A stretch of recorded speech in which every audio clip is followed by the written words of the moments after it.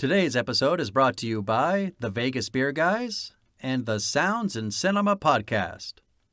Everything sequel contains explicit language. And why the fudge not, you melon farmer?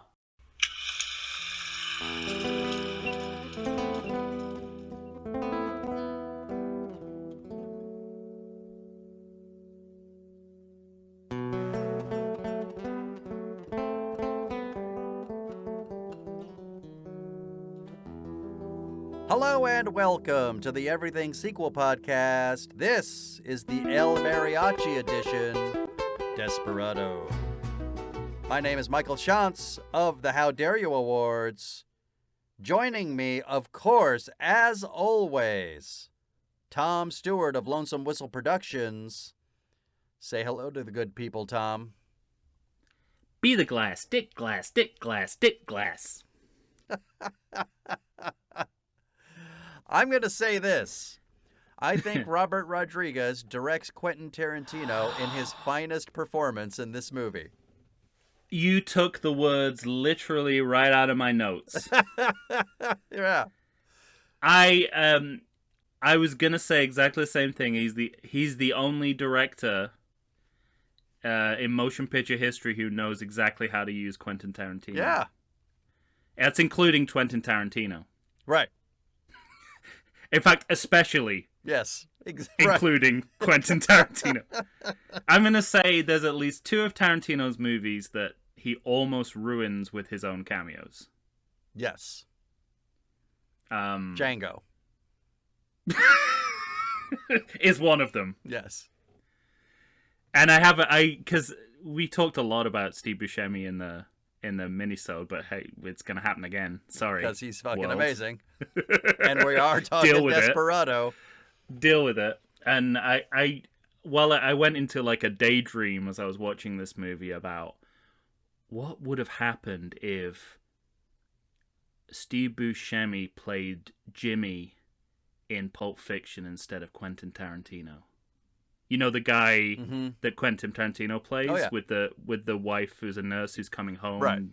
And I'd be like, and then it just like sort of my mind was popping because I was like, well, that would mean a Reservoir Dogs reunion with Harvey Keitel, right? And he could still be in the movie as that Buddy Hollywader because does that mean because these directors don't care about having people playing multiple roles. Like, oh my god!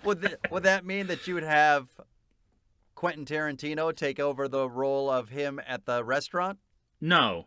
Okay. Don't be ridiculous. Well, this is so it's interesting, like, because I think that Robert Rodriguez he's the only director who knows how to use him. He's the only person who's got a thoroughly successful leading performance out of him in From Dusk Till Dawn. I agree with that too.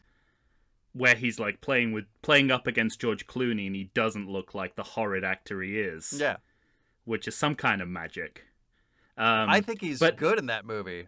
He's very good in that movie. He's really good in that movie. And my theory is that he knows Tarantino as a person better than Tarantino knows himself as a person. Maybe. And is casting him where he should... casting him as the real-life Tarantino, not what Tarantino thinks he is. Yeah. And he never outstays his welcome. Like, he always kills him off, like, before you got tired of him. Right. So it's win for that. But as I was watching his performance in this movie, his diction is horrible. Right. Like, do you know that he did like a Broadway play at one point?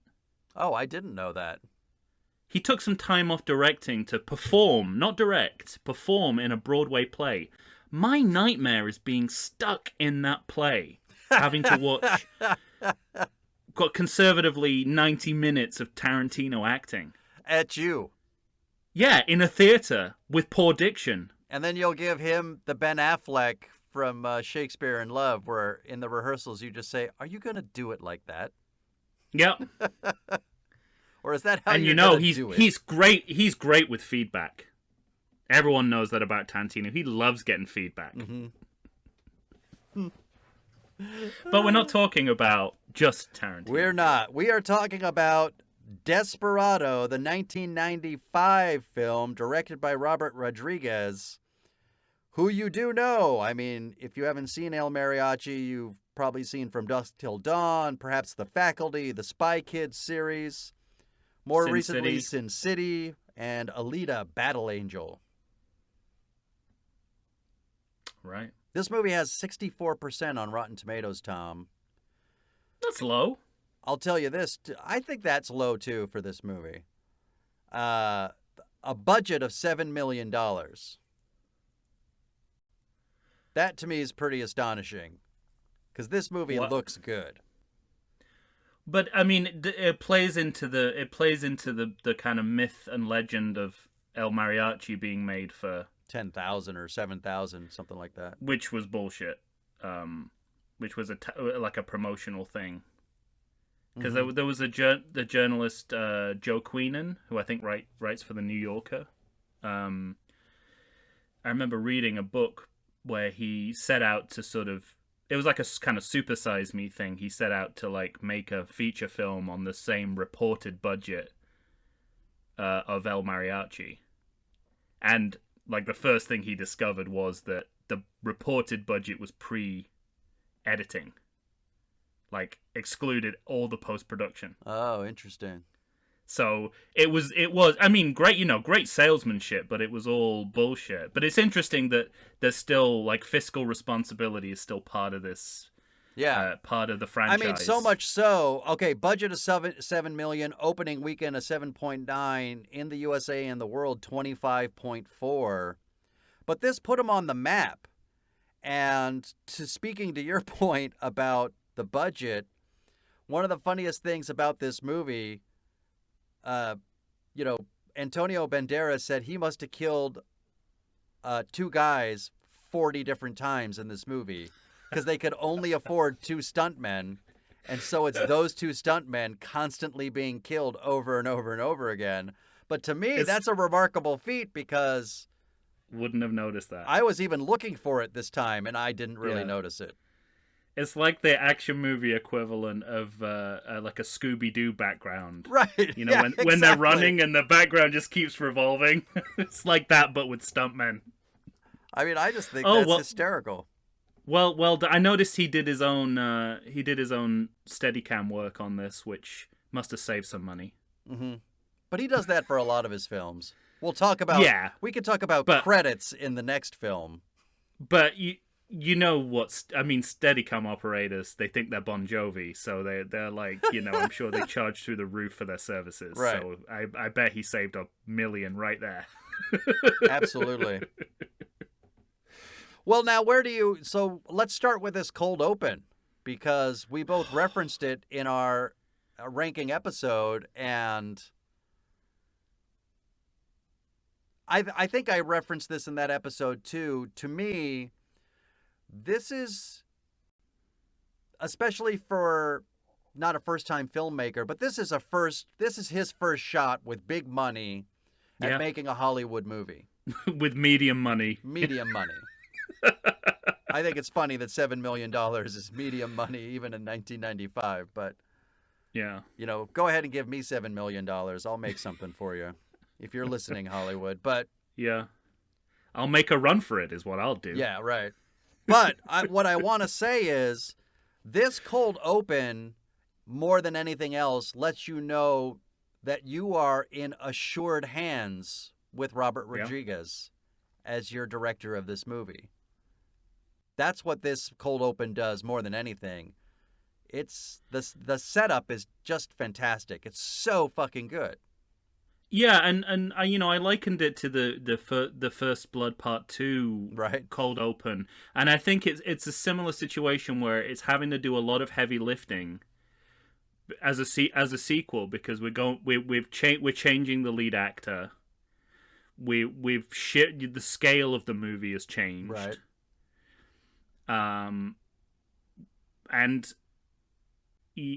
also there's a myth and legend around the production of El Mariachi based on the fact that it was like guerrilla filmmaking and this feature film made on a shoestring.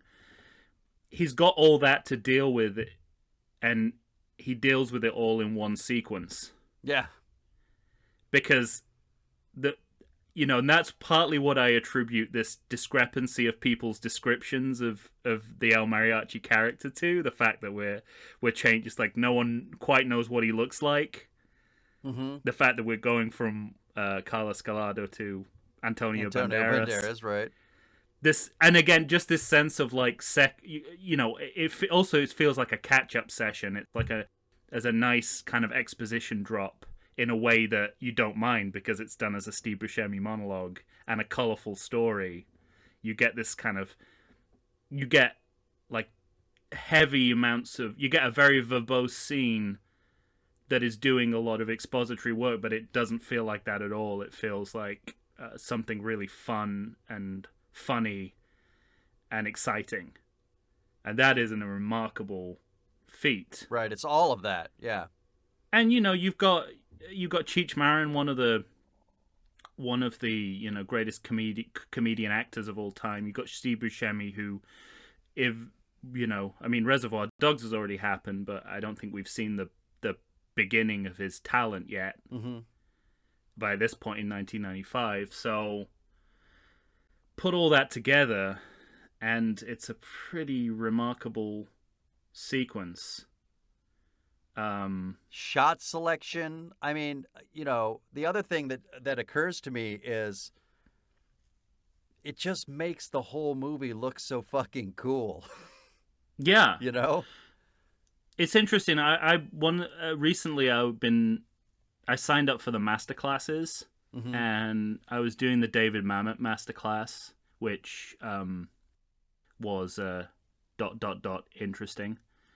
Just want to try and say it in a Mametian way. And, the majority of it is abstract, meandering garbage. Okay. You know what it's like when David Mamet opens his mouth. But when he does case studies of his own plays, it actually gets quite interesting. And he said that on a couple of occasions he had monologues that were in the second or third act of the movies, and he liked them so much, he said, any writer worth his salt should know that you put this at the beginning of the play, not in your second and third act. That's kind of how I feel about this scene. Like, in my memory, it wasn't the beginning of the movie. It was just a scene in the movie. And I wonder if at some stage in the screenplay it was, and this scene could really be anywhere in the movie. And I wonder whether it just got so good that they're like, it had to go to the front. We cannot not begin the movie this way. Because see, I always felt like it felt more purposeful than that. That this was his setup. And for all the reasons you just spoke to about reintroducing the character with a new actor. Banderas is hardly in the scene. It's all Steve Buscemi is not really a character in the movie. Right. There are kind of fault lines. There are like screenplay fault lines there that sent my spidey sense tingling. That maybe this was like a second, third act scene that they just couldn't resist putting it, like, being front loading this movie. Mm-hmm. However the decision got made, because also it's not really an action scene in an action movie too, it's a talking scene.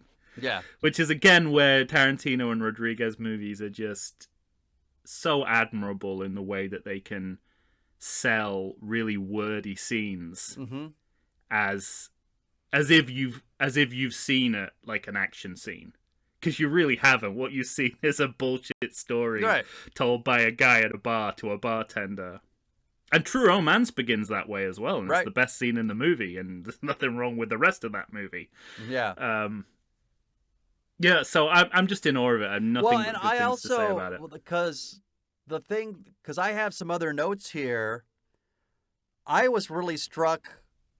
I mean, the whole scene's just magnificent. But I was struck also even... Tito Larriva, who is the front man for Tito and the Tarantulas. Oh, yeah, from Rush Till Dawn. Yeah. He's fucking great as an actor in that scene. So there's something, Robert, we were speaking earlier to being able to wrangle Quentin Tarantino, and I don't know how much acting Tito Larriva had done, but he's fucking great in this scene. And he's But, playing with Cheech Marin in a way that makes me think there was something magical going on the set that day between Right. Buscemi, between Marin, and between, Lariva that all Yeah. just worked so well. It does have a kind of lightning in a bottle feeling. Yeah. Like if you did this on a different day with different people, it would not have landed the way it did. But just to kind of open it up, because Yeah, go ahead. I don't know about you, I'd love to talk about this cold open for an hour. Yeah, right. Just to kind of open it up a little bit, there's a reductive way in which you can look at this movie as, let's refit El Mariachi with all my new famous friends. Yeah. That I've met in Hollywood because of the notoriety of El Mariachi. Of El Mariachi, right. But the other way of looking at that is like this movie, you have all the big hitters of Latin music and cinema. Yeah. At your disposal. And that just, when we get into the credits / dream sequence, I'm just like, Los Lobos? The La Bamba guys? Like, how many parties did Robert Rodriguez go to between 1993 and 1995? He's just like, picking up the best of the best. Antonio fucking Banderas. Yeah. Pedro Almodovar's guy. He's like the lead in your movie. But you have, that's the other interesting thing about this movie is that you have Salma Hayek and you have Antonio Banderas. And even though we had seen Antonio Banderas before, he is also at the beginning of his American acting career. Yes. And so... And he struggles speaking English. There's no nice way to say it. Oh, but I love his voice in this movie. I love his voice, but no, it's not his voice. It's his It's his acting. He can't ground himself and hold himself back when he's speaking in English. Okay. It's something I've noticed that's not just particular to him. It's what a lot of... It goes like two ways when someone, non-English speakers, perform in English. It either goes like so insular that they're barely acting. Gerard Depardieu! Or, who is like fucking wild man of the woods in every French movie he's ever done. Or the Antonio Banderas effect, where he's just like, his body's too big and his actions are too big because he's compensating because, he doesn't have that natural... I don't have a problem with it. I think he's much better in this than he is in Once Upon a Time in Mexico. You really feel that Puss in Boots, Zorro... experience in the next one, and he's definitely a bit more a blank canvas here. Mm-hmm. But that's the amazing thing, like how these movies straddle American and European cinema, because it feels like they're speaking to both audiences. Yeah, absolutely. Especially when, even in Once Upon a Time in Mexico, you got the star of Cinema Paradiso and Light Water for Chocolate in a cameo. It's like... There's a double address here that's really interesting, I think. Well, we're just getting started, ladies and gentlemen. We're talking about Desperado. Let's take a break, Tom, and then we'll come back, and I got some subjects I want to dive into. So nice. We'll talk about the violence of it all, for starters. How about that? Violence in this movie? I thought it was just ballet. Exactly. That's exactly my point. All right. Stay tuned, everyone. We'll be right back.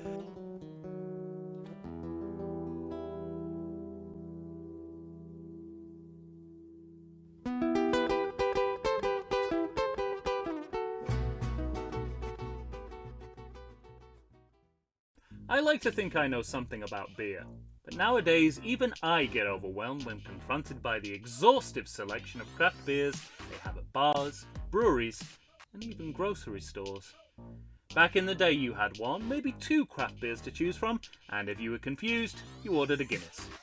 But in beerstinations like San Diego, the craft beer options lately are in double, sometimes even triple digits. So what's a beer drinker to do? You need what I need, the Vegas Beer Guys. Your beer of choice should be a perfect blend of malt and hops. And so a live show about beer needs that same balance. And the Vegas Beer Guys matches beer expert Dan Aker with self-proclaimed beer novice Stephen J. Weiss. The results are eminently drinkable. They're on Facebook. They're on Instagram. They'll try new beers. They'll tell you about beers. Think of them as your beer Sherpas guiding you up a foamy-headed mountain to reach the peak of your pint. God, I need a beer.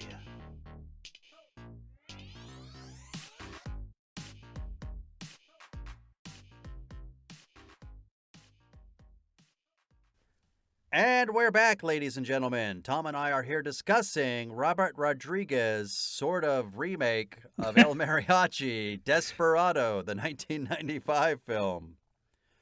All right, Tom, one of the things I wanted to talk about for this movie was that is the violence of the movie. And you referenced right before we went on break that it was more of a ballet. Yeah, and usually that's like lazy journalism when you say that all the violence was balletic, you know. Mm-hmm. But this is like one of the first. But it's that by design, right? Yeah, it's like one of the first movies where I've actually gone. I actually think that's based on like ballet dancing rather than anything else. So what's interesting to me about this movie is that, you know, the mid-90s, violence in the mid-90s was something to be sort of admired and celebrated as fun. Yes. Right? And you see that as it was aestheticized to a degree, at least in American cinema. I mean, you know, in the 70s and 80s, European cinema was way ahead on that. You know, the Italian giallo horror movies and the spaghetti westerns were all, you know, based on that principle of aestheticized violence. But it was the 90s, and through people like Tarantino and Rodriguez and other other kind of indie filmmakers, the Coen brothers to some extent, who like brought that to American cinema, I think. Yeah. Oh, you can see it in Scorsese too. But I think what's interesting about watching these movies now with 2021 eyes, you know, we're having a real idea about, or at least a conversation about violence in America. Yeah. That violence seems to be for a certain sect of, let's face it, white males. If something's not going right in your life, violence becomes the answer. We're dealing about that with police. Yeah. And it's in this film. I mean, this you know, El Mariachi has brought violence to his life. And again, there are costs. The child gets shot in this movie. He brings his two friends in, and 15 minutes later, they're dead.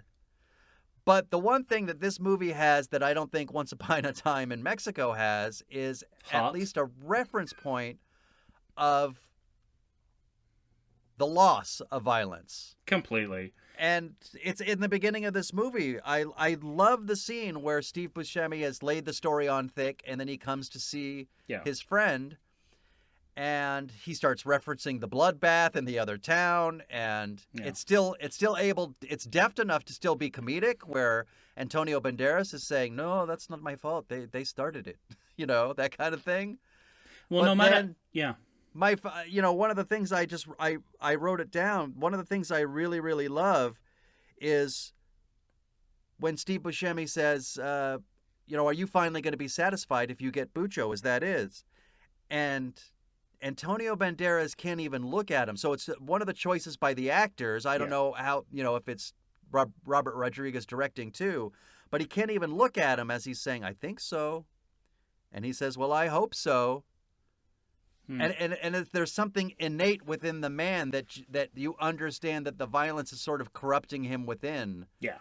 And so this movie gets a pass for me on the violence that he creates that causes loss of life to people he cares about in his life, you know? Yeah. You know, and I feel like this about a lot of other 90, you know, the best of like hyper-violent American indie cinema of the 90s is it's like the consequences of violence are Yeah, shown no right. matter how stylized the actual execution of the violence is.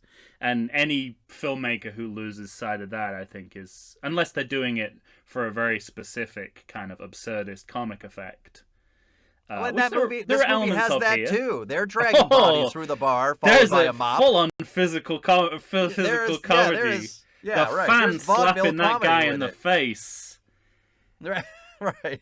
is, but I mean, that's the thing. I mean, it's violent. It's also very self-consciously violent.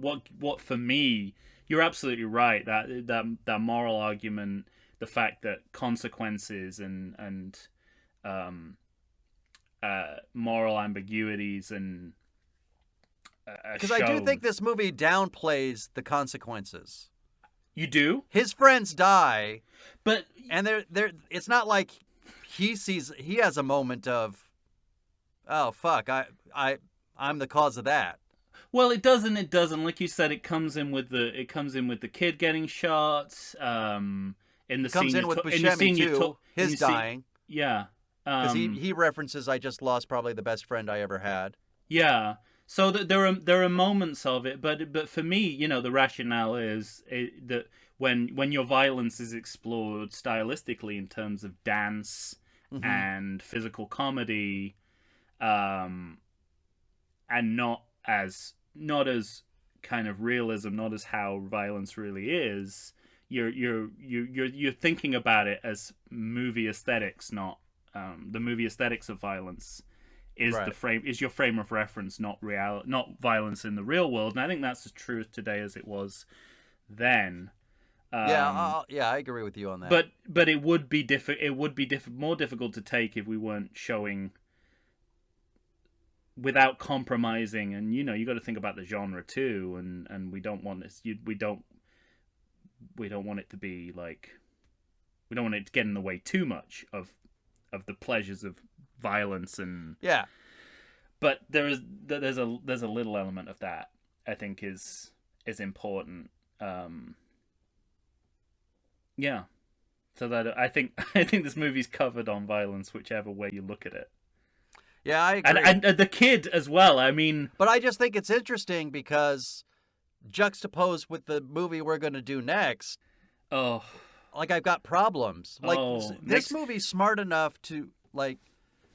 There's a small child with a yellow shirt basically in all three of these movies, right? yeah, In this movie, Robert Rodriguez is smart enough to have this small child always walking around the streets with a guitar yeah, and coming up to El Mariachi, to Banderas, and he teaches him to play guitar. mm-hmm. So when an adult is sitting next to a child and teaching them how to play guitar and says, okay, now practice, all of a sudden you're on that person's side. He's a Right. good guy. You think no matter what violence he's committing, he's a good guy. In the next movie, the kid's always with Johnny Depp. Johnny Depp's not a good guy. So, yeah, I have bigger problems with the violence of that movie because that movie isn't smart enough to deal with it the way this movie did. yeah, and interestingly, I think it's like from the James Cameron playbook of kids in sequels, right? Mm-hmm. Like you use them in Aliens and Terminator 2. You use them to humanize the inhuman. Right. Like people who are presented as inhuman in the original movie are humanized by having interactions with a child and some sort of threat to the child that they have to protect them from. Yeah, exactly. Yeah. Have to protect. So whereas I think it comes down to like the next movie wants to be all postmodern and ironic about that convention, and it leaves you like a queasy, cold feeling. Mm-hmm. Whereas this one is like, on the borderline of being genuinely heartwarming. Yeah. I think we're a lot less, I don't know, a lot less snotty about authentic, genuine emotion in 1995 than we were in 2003. I think that's got a big. Okay. I think it might have been seen to be passé. Right. To be employing a James Cameron, it would have been seen as like a mawkish thing to do by 2003. Right. But it's a convention that works because of the way, the nature of sequels and how you develop character through it, not because not because it's sentimental. I mean, it is. And and also it fits the framework of this perfectly because you high emotion, melodrama, sentiment played a big part in El Mariachi and plays a big part in this movie. And the third movie kind of loses sight of that. Yeah. So it all kind of works together pretty well, I think. Agreed. Now, you spoke to the cold open being a high watermark that the movie could never live up to. Few could, though, right? I'll agree with you on that. I do think that the ballet battle in the bar, it comes in under it, but to me, just under it. Like, I still find that scene to be quite magical. Yeah. But I had referenced my feelings about sort of how I always felt about the movie and how I feel about it on this viewing. When I first saw the movie, that first kind of third of the movie, the chunk of the cold open and then the battle of the bar scene. Yeah. Not quite a third of the movie, but to me, those were like high water marks that the movie could never live up to for the whole. And the rest of the movie was sort of a steady decline for me. It wasn't as much of a decline for me on this viewing, though. There's still a lot of great shit in this movie after that. Yeah. But the pace slows down. Well, I don't... And I think you referenced that in our ranking, too, right? Right. For me, it's not a linear problem. It's not a case of, like, the movie goes into decline. It's about what you choose to spend time on that you don't need to spend time on. And for me, and I may be alone in this, but I think I mean, there's a lot of great performances in this movie, but the guy who plays Buccio is not one of them. Okay. I do not like his performance at all. It's maybe because I've seen him play too many kind of TV cartel villains that it's impossible to unsee that. I mean, there's a moment where he's his right-hand man is the guy who puts him in prison in season 3 of 24, and I'm like, I can't unsee this. Right. But I think he's off the pace acting-wise, and we spend a lot of time at the cartel compound, and I don't know why we're there. Well, I think those scenes are the because... blandest in the movie. He can't carry the scenes. I just find I'll also say because genuinely uninteresting. It's not a sequel inversion, but it's a narrative inversion where whenever we're going to the gangsters, it's for comic relief. But it's not very funny. And it's not as funny as Banderas and Hayek and Steve Buscemi and Danny Trejo are being. You're right about that. It's just... But again, I think sometimes Rodriguez does not know what he's got in terms of real estate. And the sad part of this is obviously, like the guy who's playing him is ethnically right for the part. Mm-hmm. But he's just bland in a way that doesn't make you want. It doesn't make you. It makes you want to have another ethnically appropriate actor in that role, and you know what I'm talking about here. Well, but he was the go-to guy at that time, and I think that's kind of what they're going for. But I think it falls flat because he's just not good enough. Like he's just not interesting enough. Like of all the quirky, interesting acting in this movie, he looks like he's off the pace of that. I think. And also, I don't think anything very interesting is happening in the compound scenes. I disagree with you, but he doesn't bother me, I don't think, as much as he bothers you. And again, it's all about the high watermark of... That's true. A lot of very good people are very good in this movie in minor roles. Mm-hmm. Like throughout. So the fact that, he doesn't get as much... I think I put at one point... But I like the performances... Give this stuff to Danny Trejo. Right. It's like every single time. I do enjoy a lot of the performances of his henchmen. I like his right-hand man. I like the big guy with the cowboy hat. It's all acting independent of No, you're right about of that. the storyline. Absolutely. I mean, it's like, I don't particularly object Would to this the movie be better secret brother served? thing or the hitherto unseen friends, because I think those are sequel conventions and they're playing them as such. But Uh-huh. I don't think the fact that he has a connection, he has a like a familial connection to El Mariachi is enough to justify the amount of time he spent in that compound, like with just stuff that would even get that leads cut, me even would get cut from like the Cinemax version of this, like it would like, even in like a But really bad TV movie, it would still get cut. If you were rewriting this movie, would you write less for those scenes, or would you eliminate it? Would you keep him away from the audience completely and keep him an unknown for our hero I think we learn until enough. he sees him? I think but he doesn't. I mean, like, I think we learn enough about him when we see him interact with the other main characters. Mm-hmm. I don't think we learn anything other than getting that generic drug dealer cartel, stuff. We get like a kickboxing fight. It's like slapped on for our troubles, but it's just not worth it for me. Okay. And it's to me that weighs down the movie. In a way that's just not very pleasurable. It's not a huge problem, you can ignore it. Mm-hmm. And I do. Yeah, right. But I just think it's like, it's a, I was gonna say screenplay naivete, but if you look at a lot of even recent Rodriguez movies, they're the same problem.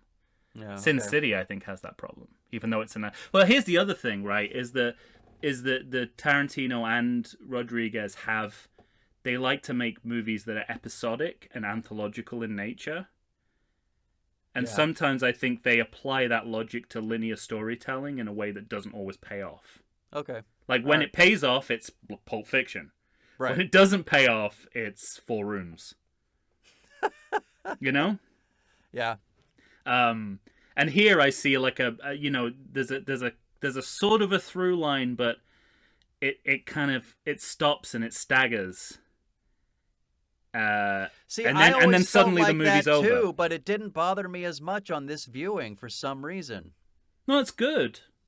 Yeah, I don't know. I think I want to talk a little bit more about the barroom battle scene, just because. Fuck, man, I love that scene. Yeah, it's great. And you know who's great in that scene is. His name's Diego Sandoval. He plays the accountant. Yes. He was like the second assistant director or something like that. Also not an actor. Interesting. And he's so fucking good. When they slide across the bar against each other and they both pull the trigger and they're both empty. Yes, that is and Banderas is like, ooh. And the look on his face, puts his hand up. Yeah. And they put the guns down.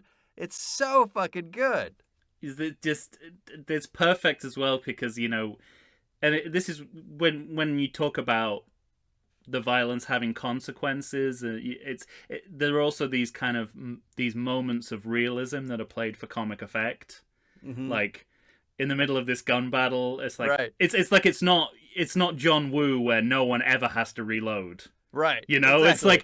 It's like it's the total opposite. Like Rodriguez is like, at some point it's like, we got to put in a bit in this scene about how all their ammunition is gone. Right. We got to take it a little seriously. And but it also what they make out of it is very funny and very exciting. Yeah. But it also leads me to this question for you, because following that is the man Tito Lariva following El Mariachi outside of the bar, and this is where we're introduced to Salma Hayek, and it's almost all in slow motion, Tom. Hmm. You hate the slow motion. I fucking love it for that whole scene, though. I think it works. It didn't bother me. Okay. I mean, but Buscemi's in that scene, right? No. This is after the bar battle. Oh, okay. Remember, like, Tarantino's shot in the shitty toilet or behind the shitty toilet, and he's with... But isn't there a moment where the cast of the first half of the movie gets killed in one scene and on the street, like Danny Trejo and... Yeah, that's a little later, though. Okay, that's not the same scene. Different scene. Well, yeah, but I mean, I didn't notice the slow motion. I noticed that Selma Hayek was being introduced, like Gloria Graham in It's a Wonderful Life. Like, she stops traffic. Right. So... It's it's appropriate for a beautiful woman who's going to become a big star. Mm-hmm. I think it's fine. Yeah. The thing I don't like is that one thing I read was that nudity was not included in the script. It wasn't specifically stated that she was supposed to be nude, so she didn't find out until they were going to start filming, and she was so nervous about it that she was crying. Oh, that's awful. And that I don't like. It's weird, but I mean, that's since we're talking about it now. That sex scene accelerates at such a pace. Right.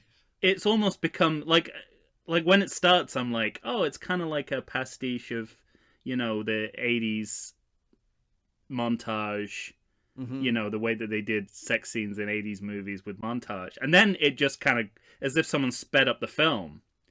Well, it's like a full-on sex scene, bam, like right in, and I'm sort of like, now it's like a parody of itself, right? And there's lots of quick cuts, yeah, and a lot of that has to do with the fact that she would break down in the middle of filming. They couldn't get the long extended sequences that Robert Rodriguez wanted. Oh, interesting. And well, it looks like a choice, and at least they made lemonade out of what is a very reasonable refusal by her to be objectified.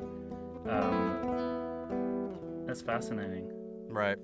All right. Well, let's take another break, and then we'll come back and we'll finish up with Desperado, the 1995 film by Robert Rodriguez, right after this.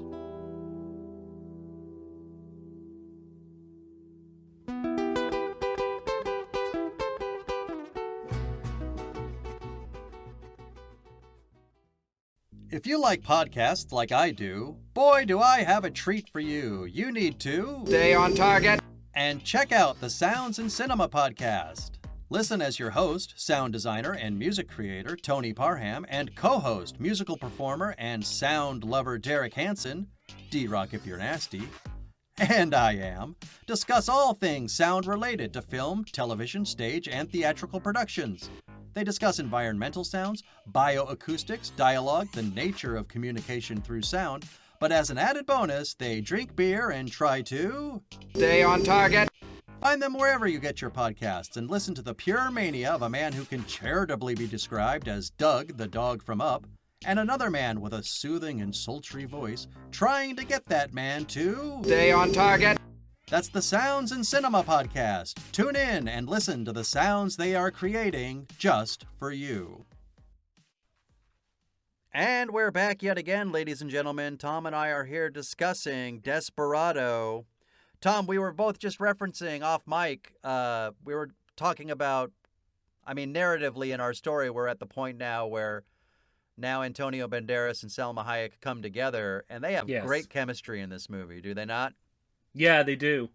I love the scene where she's taking the bullets out of him. Yeah, I do too. And also I like the fact that, and this is another reason why the cold open's so great, is because it's like we work back from that heroic image of El Mariachi. Like in that scene, it's very clear that he's more of like a sloppy hero in the Indiana Jones, Tom Atkins and Halloween 3 kind of mold.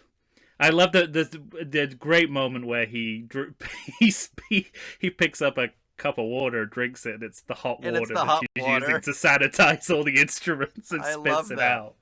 And it's where like the slightly camp edge of Antonio Banderas performing in the English language actually works for the movie pretty well. Mm-hmm. I like that moment. Something that really struck me again while we're there is how pervasive like 90s American pop culture is on any movie made in this era. Because Carolina Mm-hmm. owns a bookstore cum coffee shop. Right. This is a modern day Western set in a sleepy Mexican town. Right. And it's like there's an episode of the sitcom Ellen in the middle of it. I mean, I like the choice. It gives me this warm, cozy feeling of like, you know, being young and watching Friends and Ellen and, you know, that kind of stuff. Right. But it's a very weird choice taken out of context. She even says this town never had a bookstore. No one ever comes in here. Yeah, right. So why the fuck? It's like the only reason is like sitcoms like Friends and Seinfeld and Ellen, right? Just to have that cute moment together, you mean? No, I mean, why is it a bookstore cum coffee shop? As if it wasn't like a mid-90s American sitcom. Right. And I get the same feeling when those Valley Girls come in to the bar earlier in the movie. I get it more for that, yeah. One of the funniest scenes in the movie. Yeah. And it's where, you know... I'll tell you what, that actor, she was great. Because she is like up to the limit of over the top, but still believable. Like, I think she plays that great. And it's really like, I like the fact that these you know, these LA guys are making movies about like rural Mexico, but they're not pretending that they're not like part of the LA scene. Like, they have all these little notes, like the bookstore and the coffee shop, which is somehow in the middle of all of this town. The Valley Girls coming in, this sort of like this playing off the gentrification element in a really funny way. And to play that off Cheech Marin and his, you know, like, it's like, well, your beer tastes like piss. And he's like, we piss in it. Yeah. It's great. It's really good. And those moments do a lot for me. As, of course, does Steve Buscemi turning up in a reference to Q and For Your Eyes Only. Oh, in the man. confession booth. 44 minutes, everybody. Well, and I got to mention it because they doubled down on it in the next movie in a way that's even more of a reference. That's even more ridiculous. And it's that weird thing where, you know, because I haven't even talked about this, but, you know, one of the things that characterizes directors like Rodriguez is that they are cinephiles. Yeah. But they're a particular kind of cinephile, which comes from the VHS era. Yeah. And so as soon as I saw that, I didn't even have to, like, rationalize it in the way that I do other Bond references. Like, I was like, oh, that's a For Your Eyes Only reference. Right. I guarantee Robert Rodriguez has For Your Eyes Only on VHS, because that's exactly the kind of movie he would have on VHS. Like, I didn't even need to think about it. Like, I didn't... It made total sense. Right. And then he doubles down in it in the next movie, and I'm like, okay, yeah, it's pretty clear. Well, and so you were referencing earlier that scene where everybody we kind of meet at the beginning dies. That's right about where we're at. I think that's where the episodic element comes in, where you sort of feel like it's like, oh, well, we're done with that part of the movie. Now let's move on to the next part of the movie, because Buscemi dies, Danny Trejo dies, and they're set up as the main characters from this. And it's like, okay, guess not. And then, you know, Selma Hayek walks in, and we get our second cast, essentially. So maybe they just can't help doing that sort of anthological style of storytelling. It works for this movie. Yeah. It's not like, of course you miss Steve Buscemi, but you also, when you watch Steve Buscemi, especially in this period of cinema, you know he's probably not going to be in much of the movie. Because he was the cameo king. He's the cameo king, but I also think it's one of those things, too, like going back to this idea of the violence. there are consequences to the choices this character is making. And one of the things that really works for me, in actually both of these movies, but particularly in this movie, is that the movie doesn't let you off the hook. Even your favorite characters, the coolest characters in the movie, could get killed off just as easily as like the heavies. Yeah. You know what I mean? It's like, it's actually quite a canny move. Something that modern day film and television does a lot now, but probably not back then, where you just, you establish that, oh, I like this guy. This guy's a great actor. What a great performance. Oh, he's dead. Oh, he's dead. And I mean, nowhere is this like later on in the movie when the original El Mariachi appears. Yeah. As another El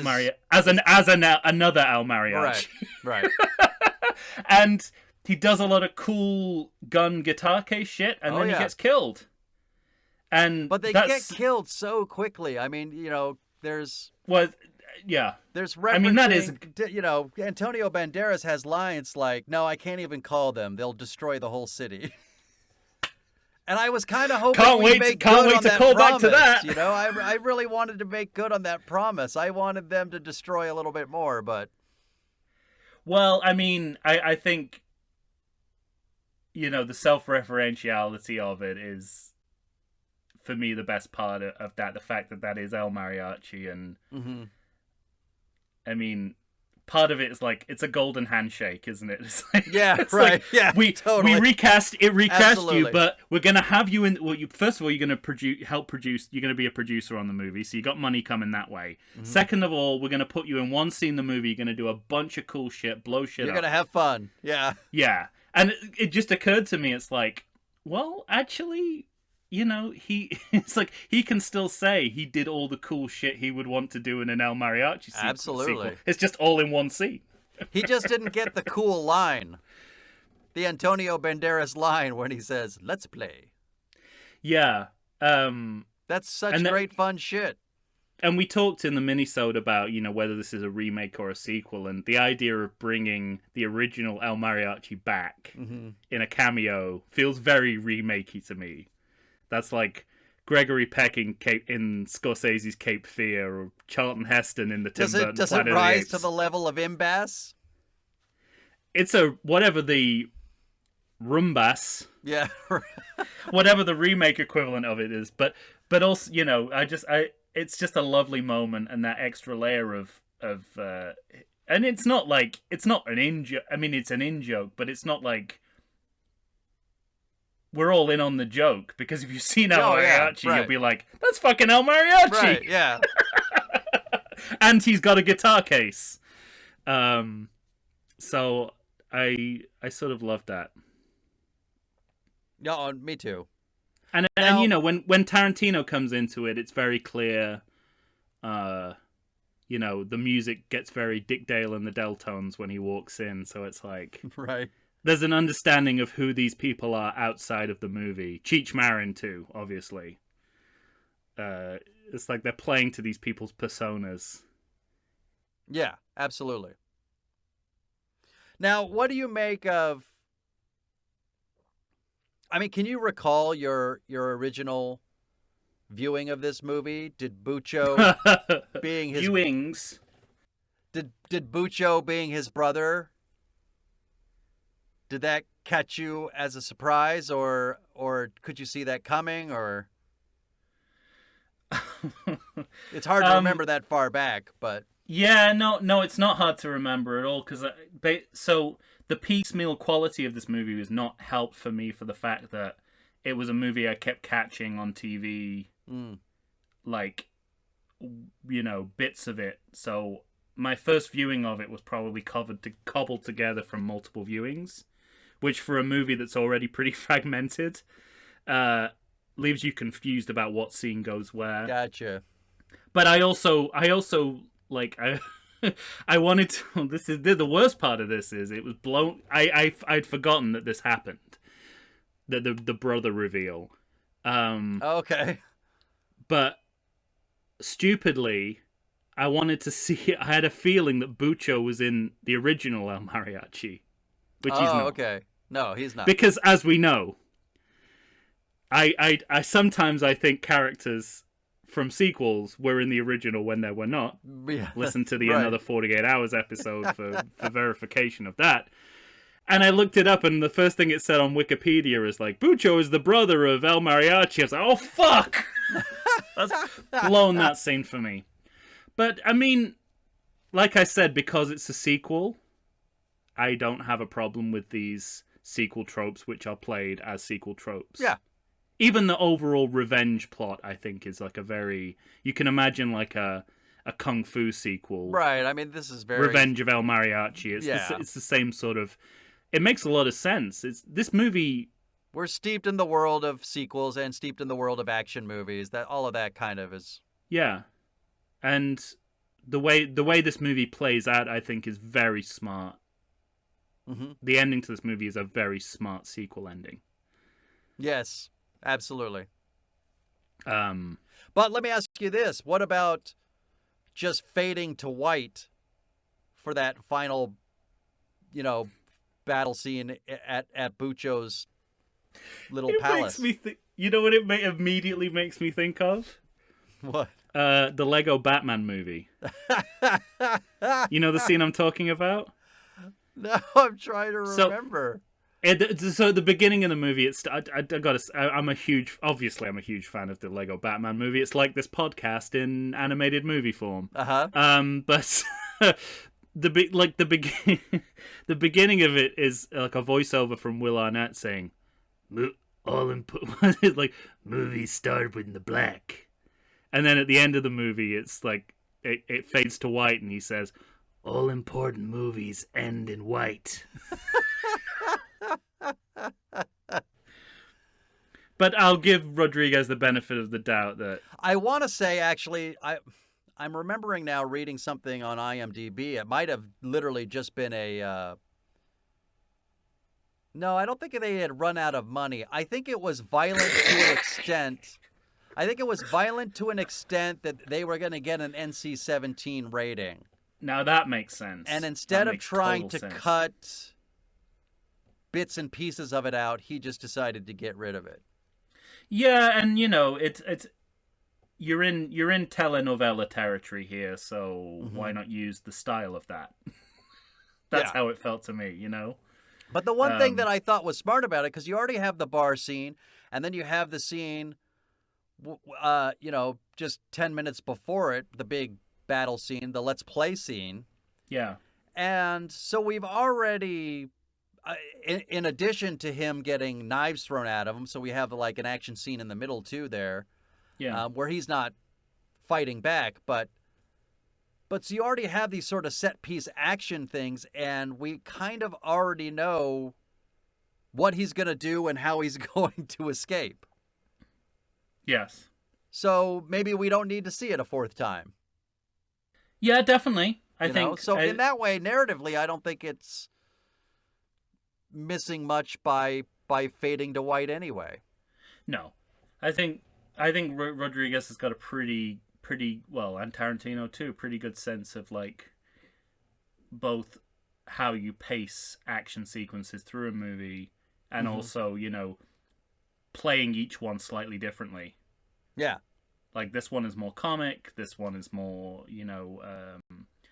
melodramatic, I think they know what they're doing there. I did want to comment on, and this is a little bit earlier in the movie, a rarity in any movie, which is a walking away from an explosion moment that is somewhere near as cool as it thinks it is. Yeah.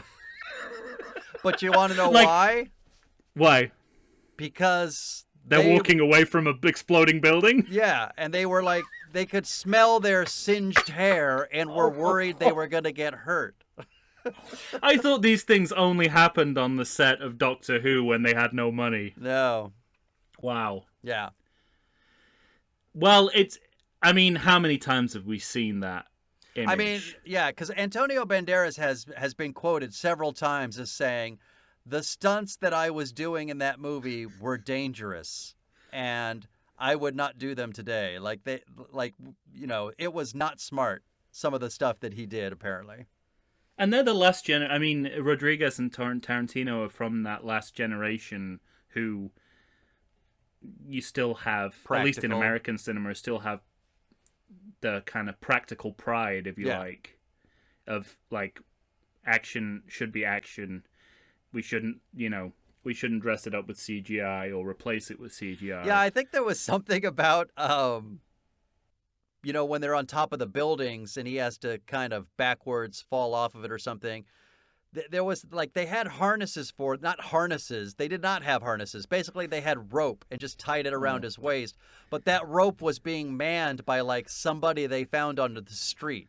It was not a professional stuntman helping him stay on top of that building. I was gonna say in my credit check, I noticed a lot of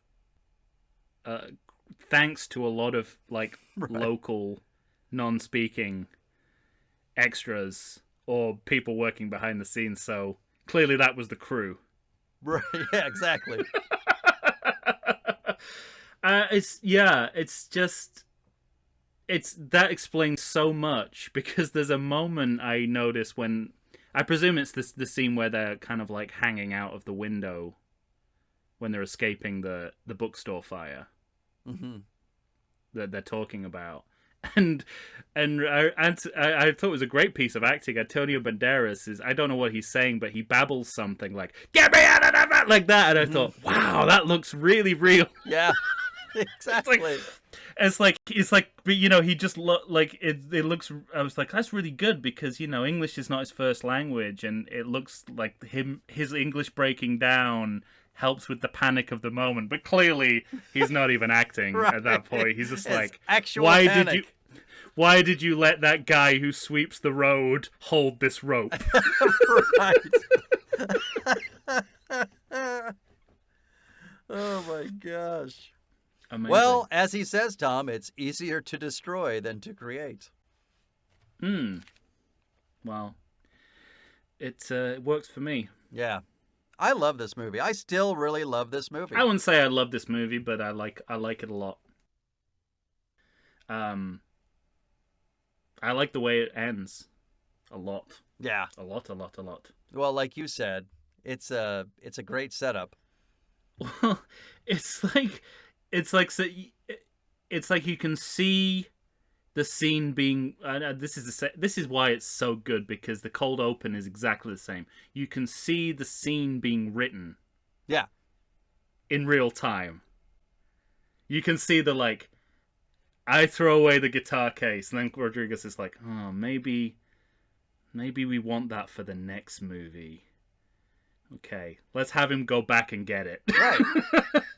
Because not only does it set up for something to happen afterwards, but it's just a great joke. Oh yeah, it's like, I mean, obviously for our purposes, it's the perfect symbol of how sequels have to ride that. They have to move back and forth between old and new roads, and this is happening quite literally in this scene. Mm-hmm. But I could just see Robert Rodriguez go, "Oh yes, I might want that for the next one." And it's the same in the cold open, where you're just it's like what information do we need to give people about El Mariachi, and how can we do it in the most fun way possible? Yeah. So I think it's really excellent. The way this movie begins and ends, and its overall premise, I think, are the best things going for it. No, yeah, absolutely. I agree. And some of the nonsense in between, that's why it bothers me less, because the backbone of it is really so strong. Yeah. And I always felt the same way as you did in terms of the movie's problems, but they, for whatever reason, they did not bother me as much on this viewing. Well, they don't. I mean, when we did Batman, I remember when we did Batman Forever, and I said something like, I would be willing to give this movie a pass if it wasn't so obnoxious in the way its problems were flagged up. Mm-hmm. So exactly what I said about the opposite here, or what I said about Bucho and the compound. It's like it's a give bit it of the a movie pass. it's a bit of the movie you can ignore if you want to. Mm-hmm. You can sort of just like go take a pee, come back. Get a soda. They're still at the compound, but we're going back to El Mariachi. Try doing that with Once Upon a Time in Mexico. Oh, man. You would never leave the fucking toilet. Right. You would be like, what matters? What doesn't? I don't know. All right. But anything left for you on Desperado? I think I did my credit check in episode, in world. Yeah, you did. Because I said Steadicam. He did his own Steadicam. Lots of Mexican locals credited. Right. Who are apparently illegal labor. They really are LA guys, aren't they? Yeah. It's like they're in the middle of Mexico and they're still exploiting local Mexican labor. Oh, fuck. Well, did I ever thank you for doing this podcast with me?